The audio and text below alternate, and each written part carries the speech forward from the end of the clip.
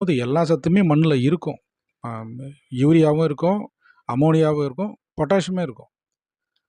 நீங்க என்ன பண்றீங்க, ரசாயன உரத்த போடும்போது ஒவ்வொரு உரமா கொண்டு போய் குடுக்குறீங்க. பச்சை இல்லன்னும்போது யூரியா போடுறீங்க. கிளப்பு எடுக்கலன்னும்போது பொட்டாசியம் போடுறோம்.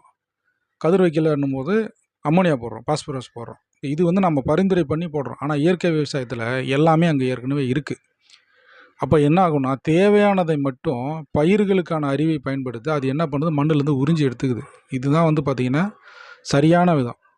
இதில நமக்கு கிடைக்கக்கூடிய நன்மை, இந்த பதிவுக்கும் இதுக்கும் என்ன சம்மந்தம் அப்படின்னு பார்த்தீங்கன்னா, பயிர்களுக்கு தேவையானது போக, மீதி என்ன பண்ணும், மண்ணுல அப்படியே தங்கியிருக்கும். இயற்கை விவசாயத்தில. நீங்க ரசாயனம் போடும்போது என்ன ஆகும்னா, அதில இருக்கிற கழிவுகள்னு சொல்லக்கூடிய அந்த வெடி உப்பு, சரிங்களா? ரசாயன உப்புகள் என்ன பண்ணும், மேல் மண்ணுல படிஞ்சிரும்.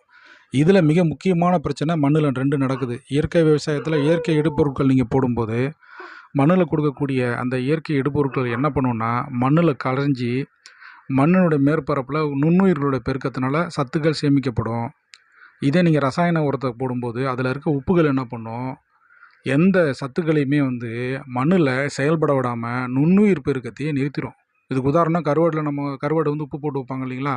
அப்ப என்ன ஆகுது, எந்த பொருளும் கெட்டு போகாம இருக்குதுன்றத வேறு ஒரு பரிமாணத்தில பார்க்கணும் அப்படின்னா, எந்த பொருளும் செயல்பட விடாது. இயற்கையில எந்த பொருளும் அதன் மேல செயல்பட அனுமதிக்காதுன்றது ஒரு மிக முக்கியமான தகவல் அதில மறைஞ்சிருக்கு. அதுதான் நாம வந்து தெரிஞ்சுக்கணும். இப்ப ரசாயன உரம் போடும்போது பயிர்களுக்கு சத்து எடுத்துக்குதோ இல்லையோ, மண்ணுல எந்த சத்தையும் செயல்பட விடாமலும், நுண்ணுயிர்கள் வந்து பார்த்தீங்கன்னா, செயல்பட விடாமலும் என்ன பண்ணுது, சத்துக்கள பூராவே நிறுத்தி வச்சுருது.